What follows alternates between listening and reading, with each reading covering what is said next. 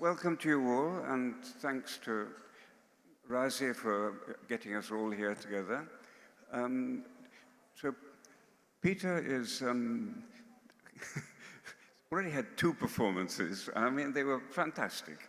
But so let's let him have 5 minutes to sort of calm down. And I'll start with other people. Now, the idea is that we're meant to be talking about AI and its artificial intelligence. My son used to call it machine learning and always get very cross with me when I called it artificial intelligence. But I'm afraid that now we're in the age of artificial intelligence. It's what is its threats, and how is it being used, and is it going to affect creativity? Well, I think that's a good starting point, but I don't think that's where we're going to end. But let's start with it anyway. And Mohsin, you are a great painter of dystopia. Do you think that in the worlds that you've been seeing coming ahead, the emergence of artificial intelligence, since you've written most of your books, would make them easier, make the world better, make the dystopia more dystopic?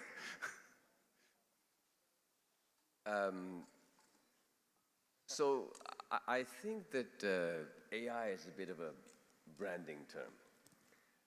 When I was growing up, we used to call this stuff software. And then somebody had the idea that if you call it AI, artificial intelligence, it becomes a qualitatively different thing. And your company should be worth trillions of dollars if you make the chips or the software that will run it. I think that AI is basically something in a long continuum of human tools. We've always made tools, and we make increasingly powerful tools. And we very often lack the capacity to deal wisely with our tools and go through these sort of disasters. But it seems that our tool-making skill is now growing exponentially with, the nuclear weapons in the last century and now AI, etc. And so I fear that our wisdom is not growing exponentially, and we seem utterly outmatched by our technologies. Our wisdom is not growing. Yeah, I think, as a species, you would think that we'd figure out how to govern ourselves a bit better, be a bit nicer to each other. We haven't figured that out, but you can now soon design a biological virus that you will make through CRISPR and just sort of release it to the world, home-printed thing. Doesn't sound very good in a world without, much governance or wisdom. So the potential for disaster is high. But in terms of creativity, which is what you were asking, what would it do to creativity? I think that, for people like me who are unskilled and not particularly attracted to use AI, it might not do that much. But for children who are growing up now, who are indigenous in this world of advanced technology, I think it's completely rewiring how they think about writing, making music, making visual art. My sister's a professor, and at her university, like many universities, unless the students write in class, you have no idea if they actually wrote the paper. So I suppose I'll leave it to the other panelists, but my own sense is that this represents a merger between human beings and machines that seems to me to be more profound than some of our other tools, or any of our other tools to this point. And so I think it will change what human beings are like. And so I suspect it will change how they are creative. But how it will change those things, I really don't have the foggiest idea, because I'm not particularly a practitioner of the technology. Well, I'll come to access in a minute, but you, Jessica, you've really just always talk about your work as being fact-driven. And so for someone who's a creative person who's relied on facts, and I think we all know that when we go searching in AI machines, we can be given facts which are wrong. And so what do you think it's going to do in the world where you live? Yeah, one of the differences between what AI does and what I do is AI gets to hallucinate, and I'm definitely not supposed to. Another thing that happens is that what I write gets fed into the AI. So this is, we were talking about this a little earlier. I'm an immersion journalist, which means what I often do is go out into the tangible world where we walk around, we're walking, talking pieces of meat, interacting with other walking, talking pieces of meat. And I spend time with people. And I write based on that experience, whether often it's years of experience. The strange thing is, the uncanny moment is when you see a piece like that. I have a book called Nomadland, which was on the database called Books 3, that collection of 183,000 pirated works that was essentially mulched into OpenAI's ChatGPT.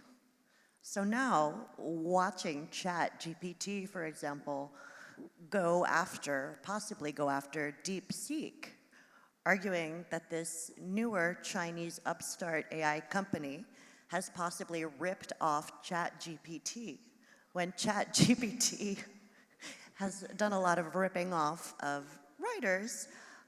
It's a little uncanny and strange to watch. For what happens in terms of fact-based initiatives, it's interesting because I really consider this, at least in its present form, and I'm not a futurist, I can't tell you what will happen, and I try not to speculate, but this is a cannibal technology. It basically eats what it's fed, and it remixes things. It's not out in the world interacting. So I hope that, I'm 46, we're all on the same conveyor belt. I won't be around forever, but hopefully I'll be employed for at least a little longer. But I do think that while it is a tool, we are inclined sometimes to treat technological tools as gods or masters rather than tools. Tools can be regulated. Tools, we don't treat them as elemental forces with wills and desires of their own. And I do feel that that's one of our flaws when we regard a lot of technology and, again, AI, software. And Julia, do you have the same thing? Because you're living in a different world, more of a world of your own illusion, shall we say, when you're not being as, what was it called? Model patient. I mean, for me, AI is sort of something I can't quite grasp yet in its influence. I do feel a little bit threatened by it, and not because I'm threatened in my creativity, because I agree with Jess. So far, AI has not been creative, has not been coming up with its own ideas, but has been fed our ideas and is reproducing them and imitating us. So far, it's producing very stereotypical writing. If you look at like books written by AI, they're very sort of general. They're not very good. They don't have literary value, at least in my eyes. And so you could say they're not a threat to literature, they're not a threat to creativity, because they're logical and creativity is illogical and follows patterns that cannot be easily programmed and understood. But I do see a threat in the way we deal with this technology. As Jess already pointed out, I feel like we do not treat it as a tool as it is supposed to be treated. And I've been watching this sort of development for a while, and I try to portray this in my first book, which is a dystopia set in this intensely capitalist environment where people are trying to become robots, right? Instead of using this tool to free us of mundane tasks, to help us assist to assist us in our daily lives, we are trying to become absolutely perfect and to regulate our own behaviors. And I think you can see that with social media as well already, that people are using these filters and suddenly are trying to look like Instagram filtered models, right? They actually have plastic surgery to look like the perfect face. So artificial intelligence, to me, is a threat because of the way we as humans deal with it. And I find that really dystopian, actually. Yes, I think one of the big problems, of course, in all this is going to be access to AI as well, because some people will have access, some people won't have access. Peter, is it something which has impinged on your life so far? I think it's great. I mean, look, three of the Nobel Prizes this year were for AI-related, the protein folding technologies. That's all great. I mean, for me in my own life, AI being a disaster is absolutely brilliant. I mean, my whole job is to be smarter than a machine. And if a machine's smarter than me, then there's no point inviting me to LLF. And in fact, it's almost the other way around. The more generic answers that the more generic answers that AI come up with, the more that creativity by people like us on the panel gets rewarded, because we can see, we should be able to see through and past fake facts. And as a historian, fake news is as old as the beginning of time. So I think that the technology we can I agree with what Julian Jessa and Mohsin all saying, that we can get the naming is a problem and the dystopian stuff we all get drawn to, but I think that the applications are primarily highly advantageous, and that those risks are ones that we then need to work on our own abilities as humans. And if we can't distinguish between fake news and not fake news, then we'll probably do something wrong with our education system. No, I mean, you're right. I mean, in the sense that there's so much space for creativity, which is competitive. Creation has always, in a sense, been a competitive game. You are trying to compete. I think there's one example of Vivaldi. It wasn't either Vivaldi or so-and-so. It was both. There was room for both. And I remember once trying to defend a contract, and there was some lawyers were saying, we got to have this thing. And in the end, the only protection for intellectual property is to recreate it. That's the only thing you can do, is to go beyond what you have. And I think if we as humans can't do that, and can't go further than intellectual property. Okay, I'll come back on that, David. So in the pharmaceutical industry, we protect, we monetize, and we sell medicines for far more than they get produced for, right? Rather than helping the world be healthier and better off, right? It's a capital model. And that's beyond my pay grade to fix that. But there are lots of parts of the world that think that the ways in which drugs or medicines, are charged are discriminatory and predatory. So, we can think about how we protect intellectual property, or we can think about how we share it. So, I think it's a real challenge, particularly for authors who, by and large, don't get enormously well paid for writing. Our margins are, whatever they are, 8, 10, 12% maybe, if you're lucky. Maybe not even. And you've got to work quite hard to sell all the books.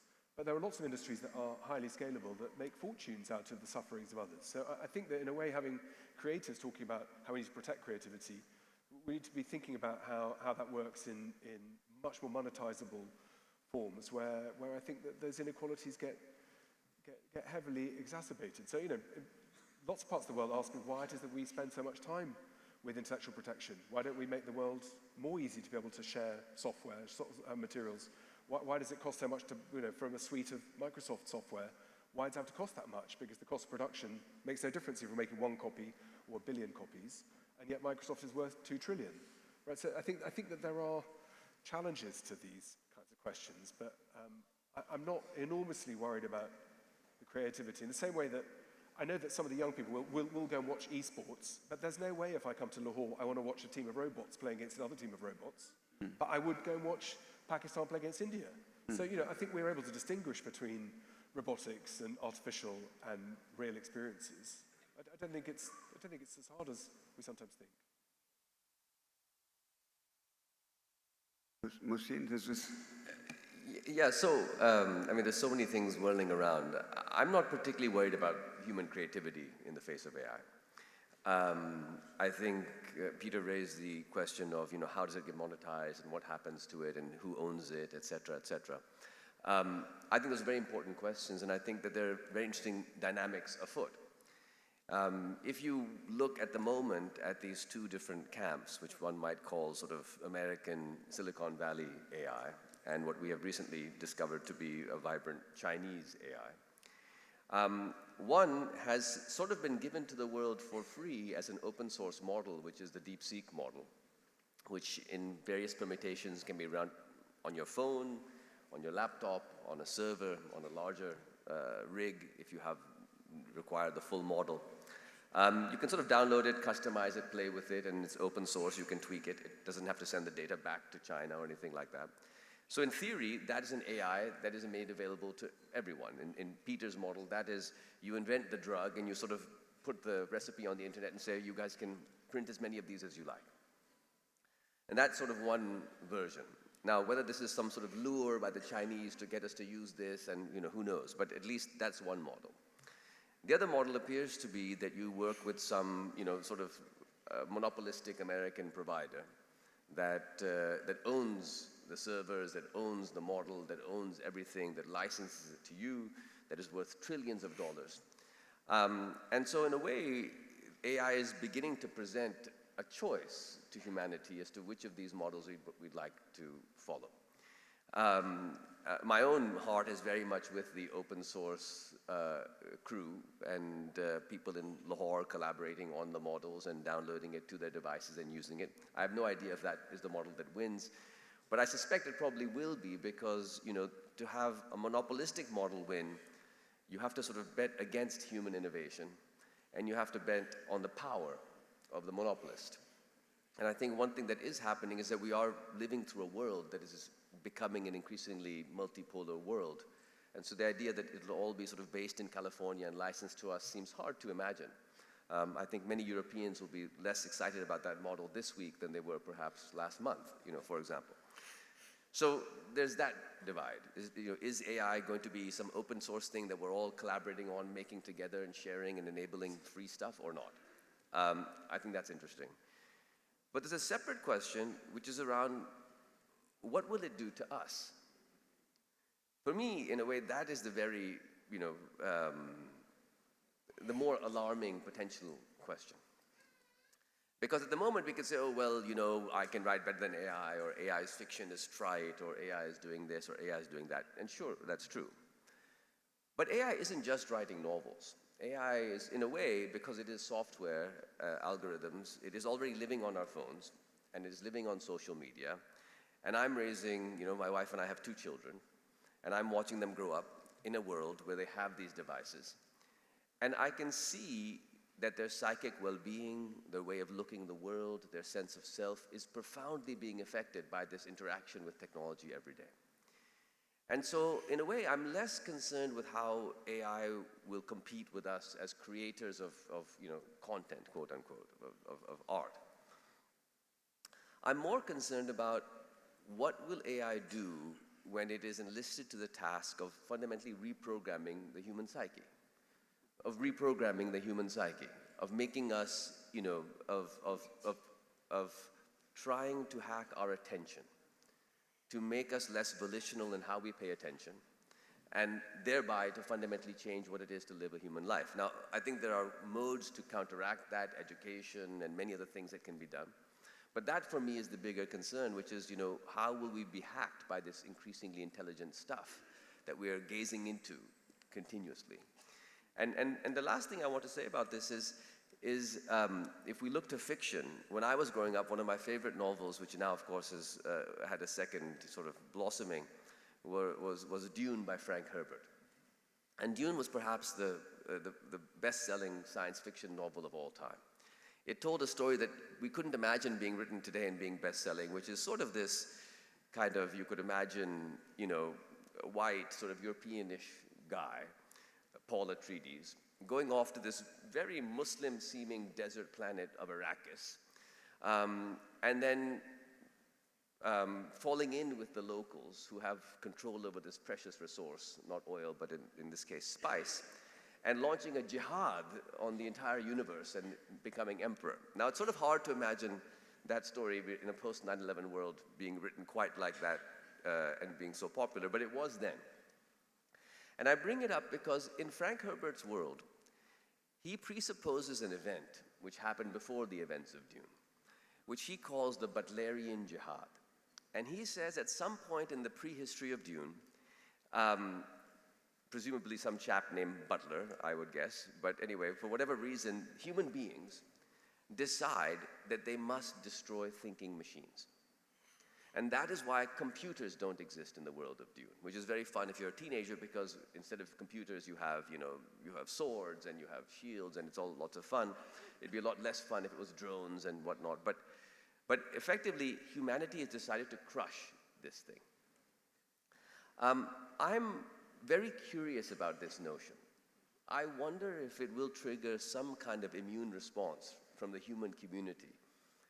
A sense that we are being changed in ways we don't like, that will provoke a backlash, maybe not exactly a Butlerian jihad, but something like that. I think we're still very much in early days of seeing ourselves hacked.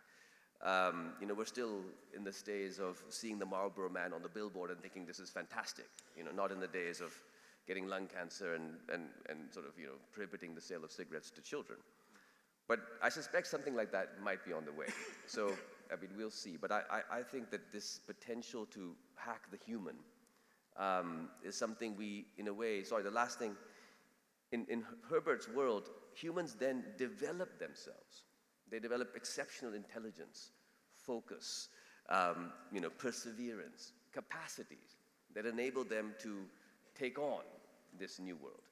And I fear that we may not be developing those things. And if we as humans wish to endure and survive in the face of this new technology, we need to think about what we humans need to do to evolve into the kinds of humans that can still be volitional about our own attention when these sorts of devices exist. That reminds me of Dostoevsky's human's great strength is its ability to adapt, and it's also a man's great weakness. So what does it mean what does artificial intelligence mean for you? How does it affect you?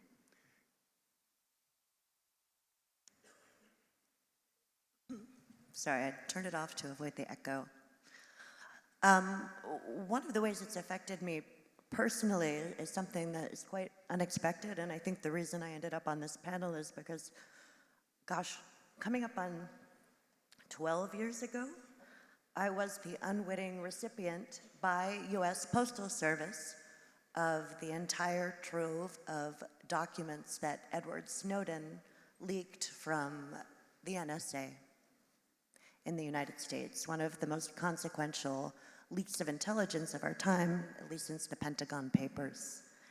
And for an immersion journalist who's out there dealing with the tangible world, this suddenly threw me into an alternate universe where everything I did had to be encrypted, where thoughts of surveillance were ubiquitous.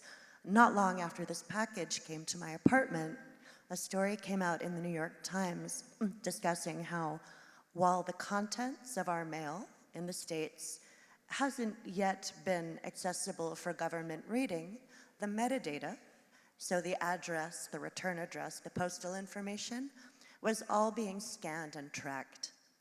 What AI allows systems of surveillance and law enforcement to do is to glean patterns at a scale that was heretofore inaccessible. And when we saw that leak happen, there were actually changes in behavior in terms of how people were Googling. I felt this oddly chilled experience where I was wondering whether the police were going to show up at my door for, essentially being the don't shoot the piano player person in this situation where I really just conveyed a box of information from one person to another. My worries were compounded by the fact that Edward Snowden thought it was funny to put the return name as Bradley, now Chelsea Manning, which in terms of, as an inside joke in terms of leaking information, that was the person who leaked a lot of information to WikiLeaks, was not so ha-ha, because again, if something had been mulching and analyzing all this information, I didn't know if people in suits were going to show up at my door or not and take me away. So again, I have a lot of optimism when it comes to our common humanity, our capacity for empathy and creativity.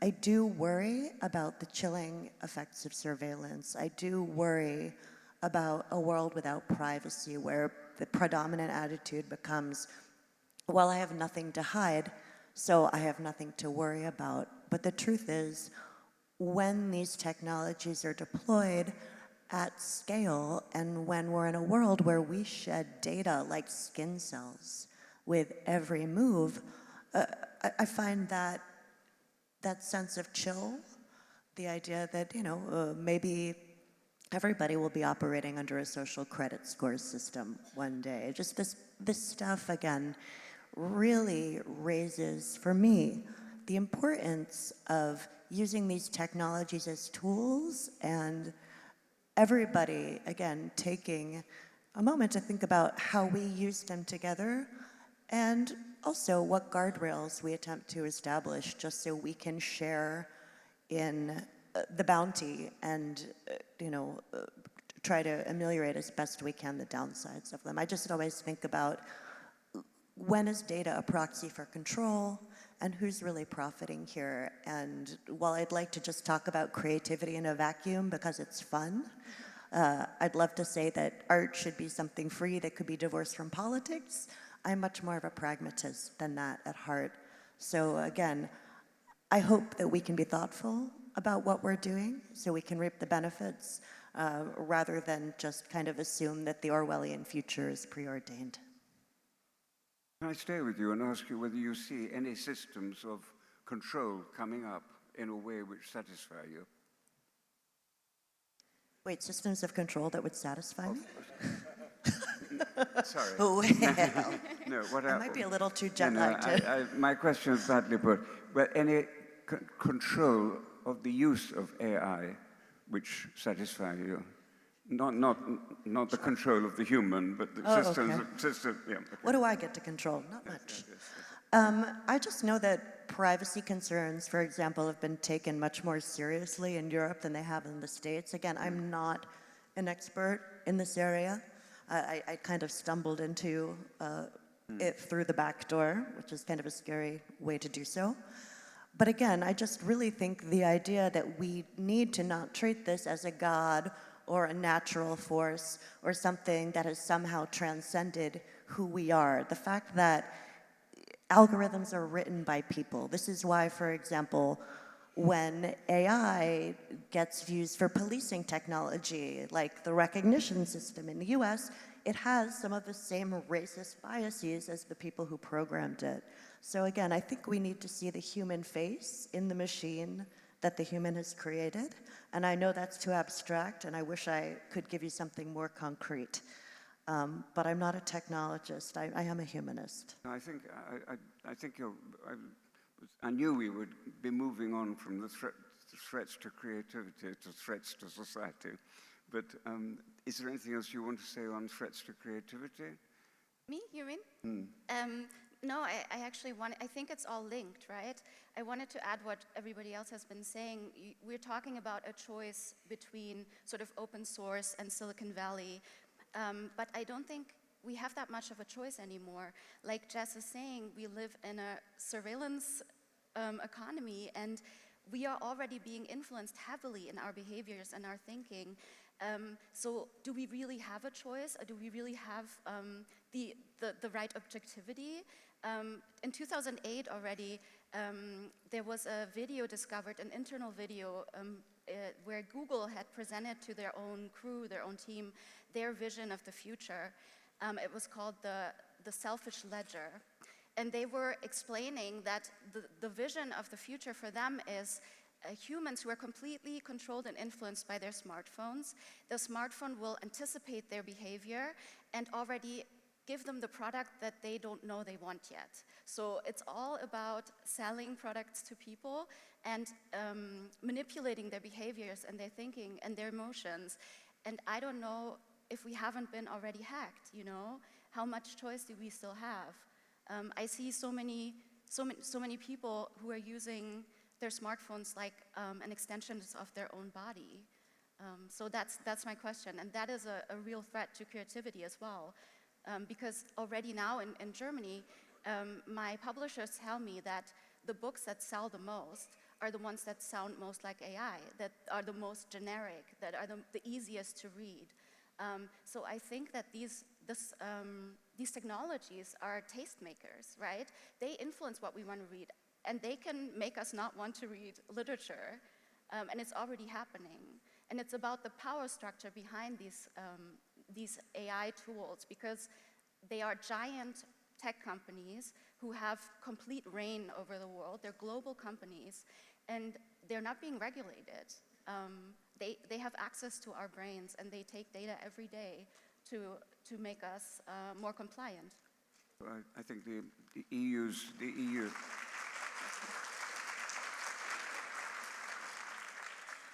I think the problem is that the EU's regulations, for instance, exclude text and data mining, the AI Act. I think you were going to make some comments on Mohsin's comment. Oh, well, it was a very small, and it's not a, when Mohsin said it's free, DeepSeek, I mean, I know what you mean, but it's not free, because, I mean, I was just talking about the environmental concerns. So already servers generate more greenhouse gases than the entire airline industry put together. A single company is spending $55 billion this July on nuclear energy to be able to produce the energy for the kinds of artificial intelligence in particular. AI typically on ChatGPT, for every half dozen questions, it's an equivalent to about 500 milliliters of water. So every time you use that, it's free to an extent to the fact that we don't figure in that there's environmental costs too. So. Yes, that's a very, very, very important point. Yeah, yeah. That's absolutely right. I mean, I think what's interesting though, and why I think the DeepSeek moment was particularly interesting, is DeepSeek appeared to be a response to AI, to the development of AI, that took seriously and was compelled to take seriously the issue of resource constraints. So in the United States, there is effectively limitless financing available to AI. So let's just build massive, 100 gigawatt power stations, nuclear power, coal-fired, whatever it is, and make these huge data centers to run our AI. We don't need to be efficient, let's do that. Because the market is currently rewarding this enormously, I think, self-destructive, for the human species, but also as a capitalist enterprise, investment. It's overinvestment in inefficiency. And if instead we wanted to have something that did a lot of that work with very little energy consumption, DeepSeek represents a very significant stride in that direction. And without getting overly technical, and I'm no expert, but effectively, DeepSeek, because they had fewer chips and less compute, as they call it, available, they designed a system that, first of all, took all knowledge and broke it into smaller subsets. They said a few experts will be in charge of each of these subsets. We'll trigger 4 experts instead of looking at the entire internet, and we'll get you basically as good an answer with much less computing required. Now, this is a case of human ingenuity working to reduce the energy demand of this technology. And if this is to run its course, it may be at some point we're having little solar-powered calculators in our pockets that are running AI models. I don't know if we'll get there, but I think there's certainly a question of the current dominant model of AI being exactly as Peter has described, a sort of earth-killing, carbon-emitting monster. But it is possible that human ingenuity will take us down another path where there's less, I don't know. I mean, it seemed, and DeepSeek seemed to be quite an important step in that direction, which is why we saw after DeepSeek launch, not just the drop in prices of companies like NVIDIA that make the chips, but very interestingly, a very interesting spike downward in the price of the companies that make the power plants that will run the AI infrastructure. So that's an open question. It has to be addressed. It must be taken very seriously, but perhaps human ingenuity can help us find a way to AI that doesn't use more power than we can sustainably produce. That's on one side. But I wanted to just briefly touch on something else, because as the only Pakistani on this panel, I think I'd like to just sort of share a little bit about what it is like, at least for me, to live here now. My sense is that in Pakistan, like in many, many countries around the world, there's been a kind of sense of surveillance and a diminishing of the ability to speak freely that is rooted very much in AI, in technology, in the surveillance capacity of technology, and in people's fear of being surveilled as they speak. People won't have certain conversations on the phone, leaving aside what newspapers will print. And I think this is happening in many places. In Pakistan, maybe it happens for one set of political dynamics. In China, maybe it's a social credit score. In America, maybe it's because you don't want to be fired from your job because you've protested about Gaza. But whatever it is, we are seeing that, that people are being surveilled, whether by the state or by some party or by their employer, and are recalibrating what they do. And what's very interesting about this is they're even recalibrating privately in their conversations with their friends and the notes they put on their computer and stuff like this. And that, to build on what you were saying, is, I think, here in Pakistan, I feel that we're close to the front line of this. In Pakistan now, making a phone call is a next to impossible thing. You call someone, the call drops, you call someone, the call. Who knows why this is happening, but somehow our ability to make simple phone calls has become much more difficult. And I think that now we actually do live in a world where so much of this is happening.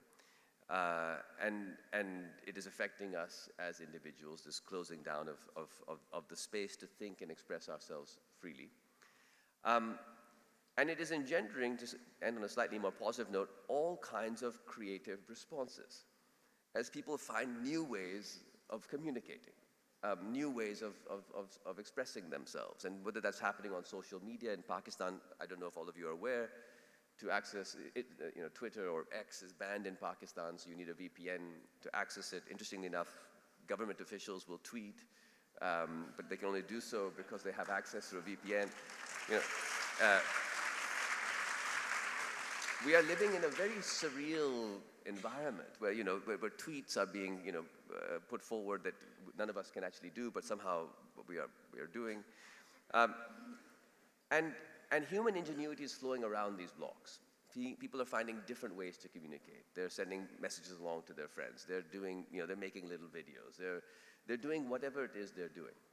So we are witnessing a real contest against surveillance on the part of human ingenuity to express yourself in an environment where expression becomes difficult.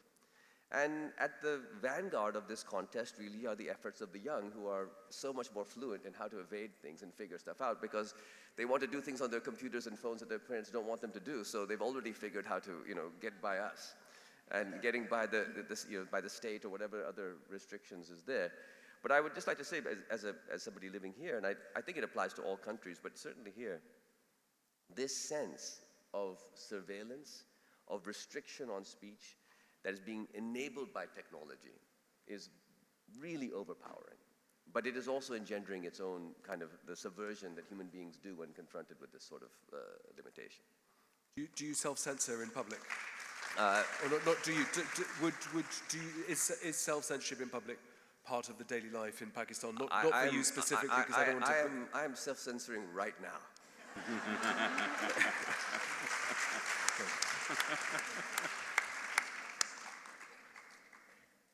Yes, I live in Turkey.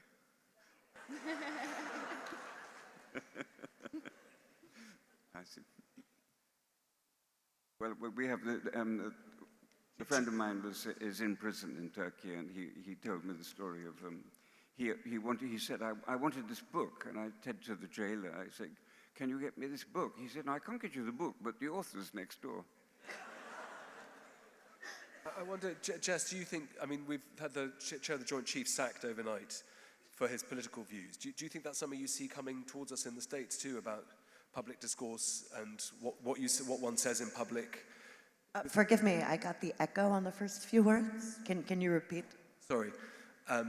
The head of the armed forces has been fired by Donald Trump last night for his political views. Do you think the kinds of things that one sees in Pakistan and Turkey about how one speaks in public and what views you're able to share without getting into trouble, that's something that comes to the US now?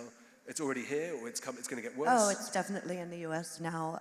One of the ways I see it is when I was initially dealing with this unexpected little Snowden situation in 2013, there were a few people using an app called Signal. Is Signal accessible here? Yay, Signal. And it's interesting, now I am currently reporting on some underground women's movement actions that are happening in the face of increasing threats from the Trump administration. And let me tell you, everyone's on Signal. There's something called the Digital Defense Fund, which is already sharing tools that people need to use. So again, one could argue, and I've seen it in my own work, that constraint, it can be an invitation to creativity. While we wouldn't wish adversity on anyone, it was George Orwell who told us that many of the characteristics we most value in human beings, whether it's creativity, courage, resilience, loyalty, many of these things function against adversity. That's when they show up. So, thanks, I like that quote too. I'll clap for Orwell. Smart guy. But yeah, unfortunately, we're definitely seeing it. We've seen it influence people's Google search results. We've seen people on Signal. I think there's a lot more interest in fluency in these technologies, and it's going to be a perpetual game of cat and mouse, seeing how they'll get surveilled next, and the anti-surveillance tech will continue to evolve. So as our Generation Z people say, we have to remember sometimes to touch grass. I don't know if that phrase is spread here too, but I'm going to go get off the internet and take a jet lag nap.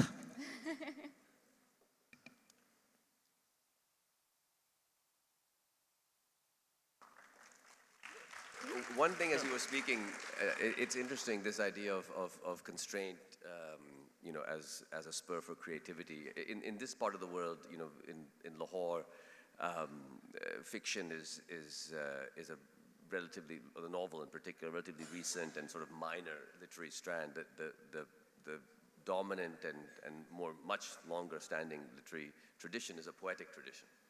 And in particular, the Sufi poetic tradition, which has deep roots going back many centuries in this part of the world.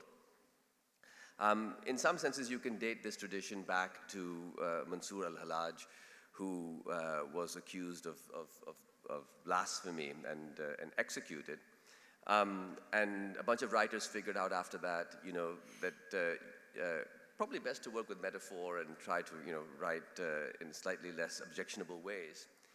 And out of that was born a mode of poetic discourse, the Sufi poetic tradition, which has created some of the most incredible literature of humankind.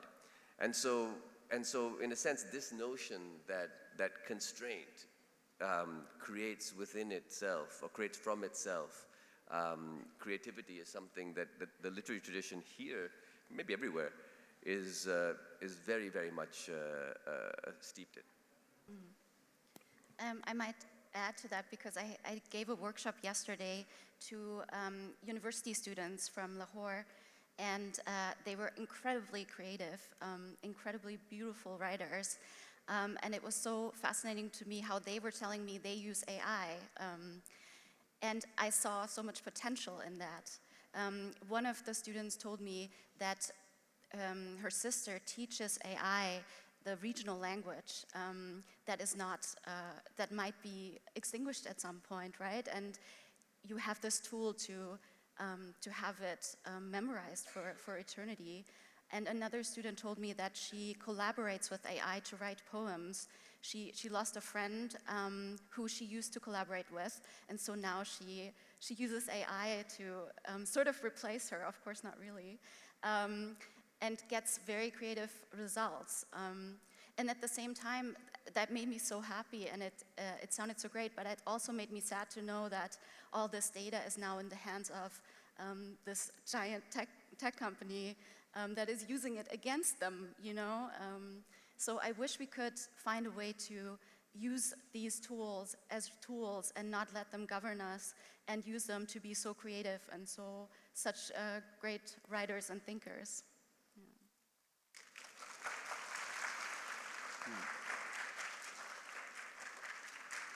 So I wonder if we got any questions. Do we have a microphone around? I am Ajaz. I'm a mechanical engineer from Nurse University. My question is from Peter, as a sequel to his brilliant presentation on climate change and global warming.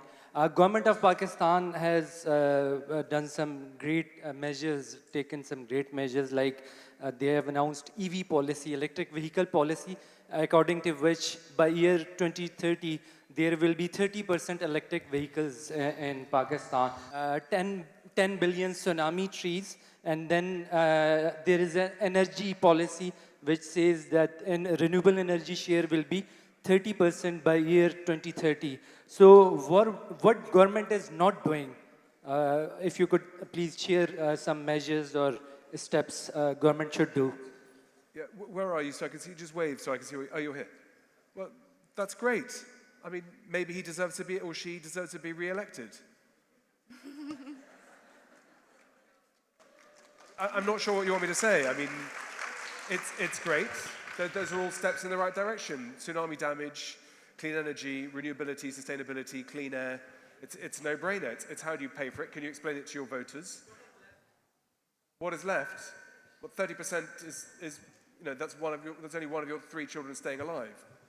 So probably you should move to 60% and then to 100%. And here in Pakistan, the capabilities for clean, renewable, plentiful energy is pretty straightforward. It's getting the economy right, getting society right, getting politics right, and that's a long way above my pay grade, but all steps in the right direction are good steps.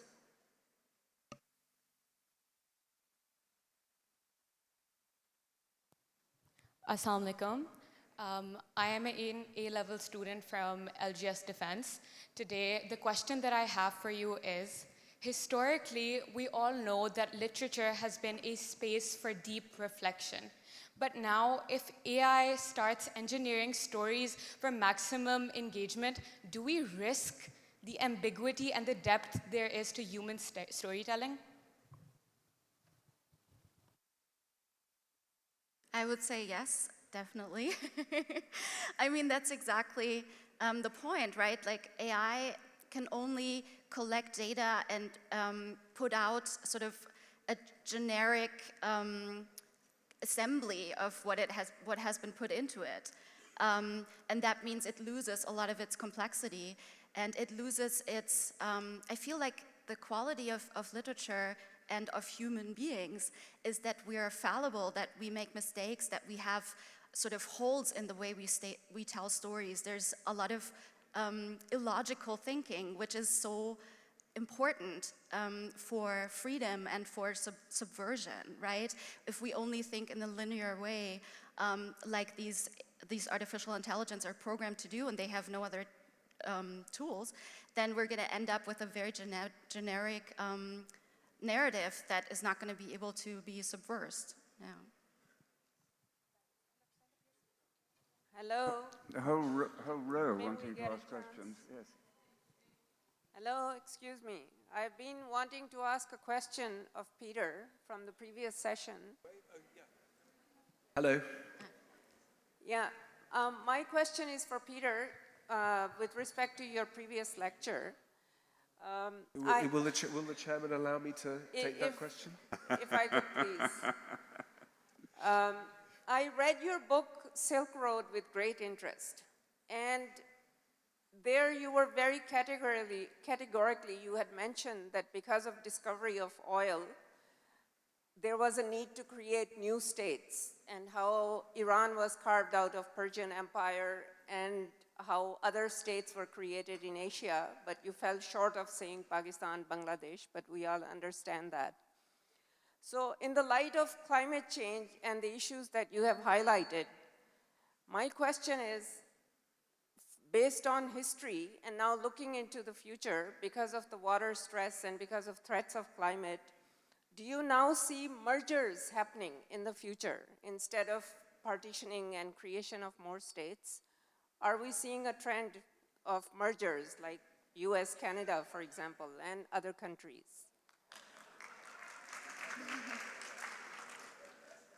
I wish I had the ability to answer the question. I don't know. I mean, pressure in chemistry produces one or two outcomes. It can shatter or it can consolidate. And I suspect in some places it will do one and in some places it will do the other. So I think there's no sort of one size fits all. Everybody has a global climate that we're part of, but our ecological lottery that we're part of is not equally distributed. So if you're in the United States with plentiful water and no land border threats, you've got a different set of problems to deal with than if you're, and opportunities if you're in Pakistan. But I think there's no one answer. But typically what happens is peripheries break off from empires to form new states. It's outliers that tend to do the damage by being opportunistic. One could take the view that that's what the AI industry is doing. It's the guys who didn't get on the first wave of big tech rewards, who found a new way to be able to be pioneers in new avenues that give disproportionate amounts of return on their ideas. And to Mohsin's point, you start anything. If we were to set up a Pakistan AI in this room today, we'd float it for tens of billions of dollars without anything underpinning it. So some of it is about what happens on these kind of borderlands. But with due respect, here in Punjab, in Pakistan, you know that very well from your own history better than mine. But I think there's the predictive ability is dependent on so many other contingent factors that there's not sort of one answer in history to that question. I think the question deserves applause. But I don't think my answer is a very good one, but it's a very good question to ask. There's a young man with the microphone there, and then I hope we'll pass it on to the young ladies in front. Good evening, panel. I'm Shehryar Fareed from Lahore Grammar School Defense as well, and I'm honored to be part of your audience today. My question is simple. If AI starts writing history, who controls the narrative then? And essentially, could possibly AI be weaponized in order to wipe the past or reshape the past?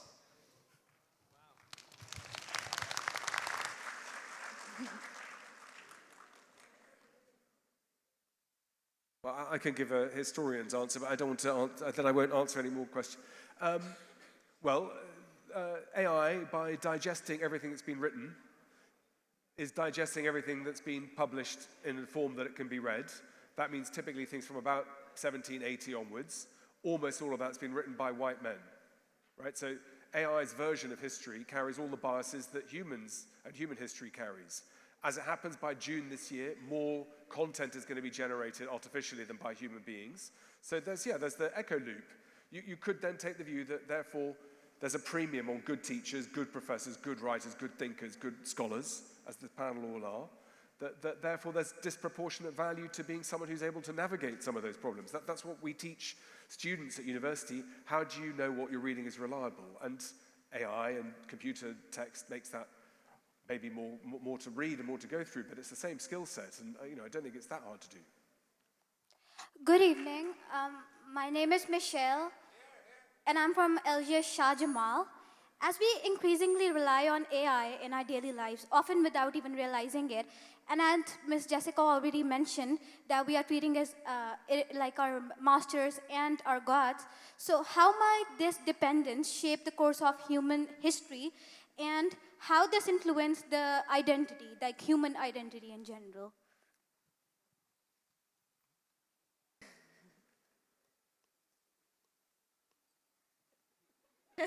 Since I didn't understand it.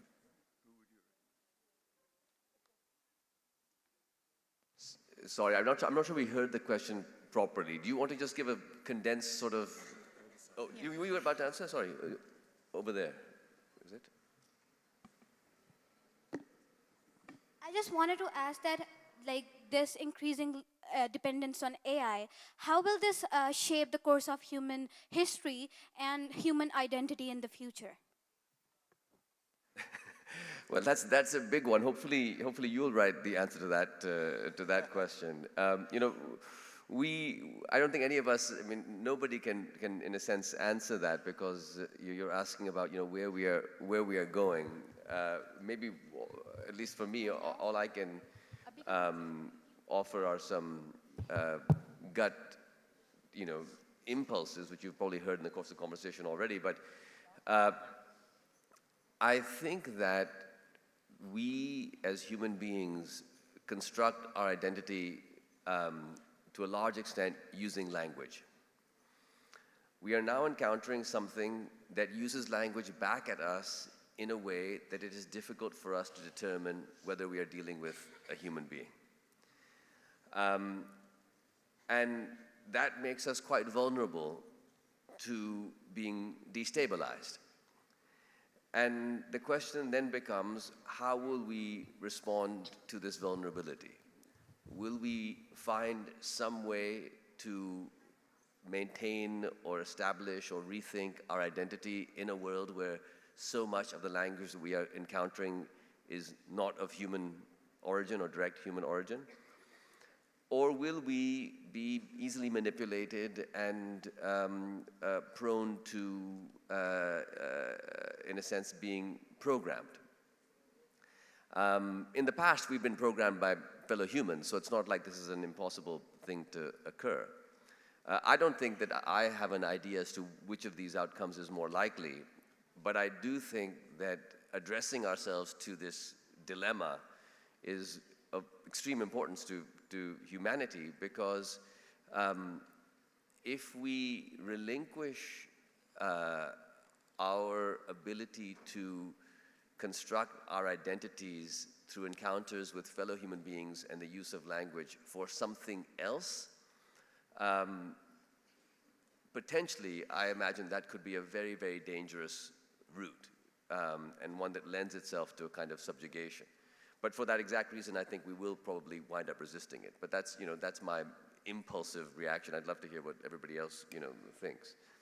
Well, as a journalist and not a futurist, I mean, I wouldn't be a journalist if I knew it was going to happen next, because I think that would suck all the joy out of reporting. But I think part of your answer lies in thinking about the question in a slightly different way, because if we assume the future is preordained, we've already ceded a lot of our power. And I think it's really, really important to think about, and again, I can't tell you how to do it, I can't tell you where we're going, but to know that the choices that we're making in terms of how we use this technology and how we react to it are still choices, which means you get to answer that question. And I think that's really the way it should be. It shouldn't be up to people my age, it should be up to you.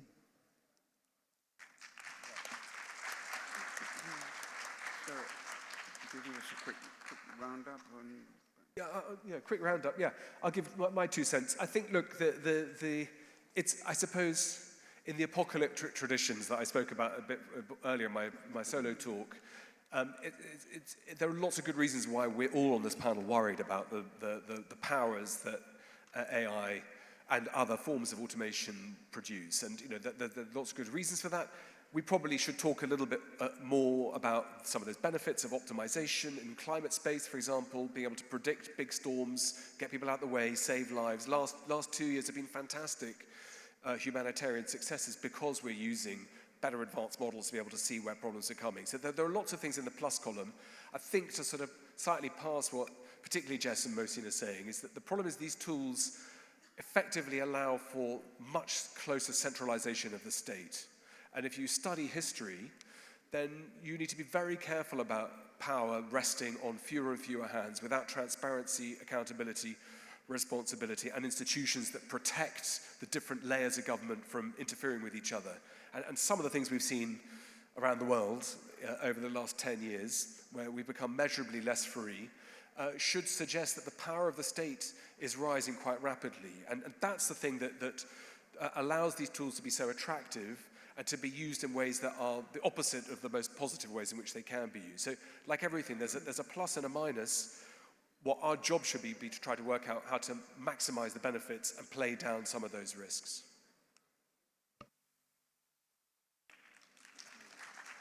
Julia? Did you want me to add to that? No, I just wondered whether you had any final comments. Yeah. So that we're just coming to our time. Yeah, I agree with what you said.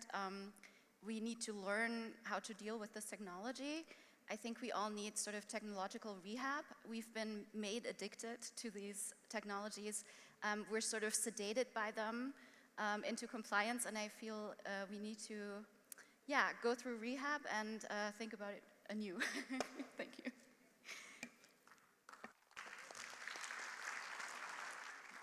Jessica, including Ramon? I'm terrible at closing statements.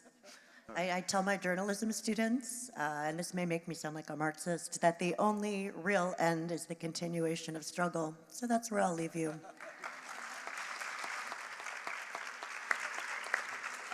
I think the last couple of sentences for me, I was speaking to a friend from Portugal yesterday evening. You know, we can think of whether optimism is warranted, but I often think that's the wrong way to think.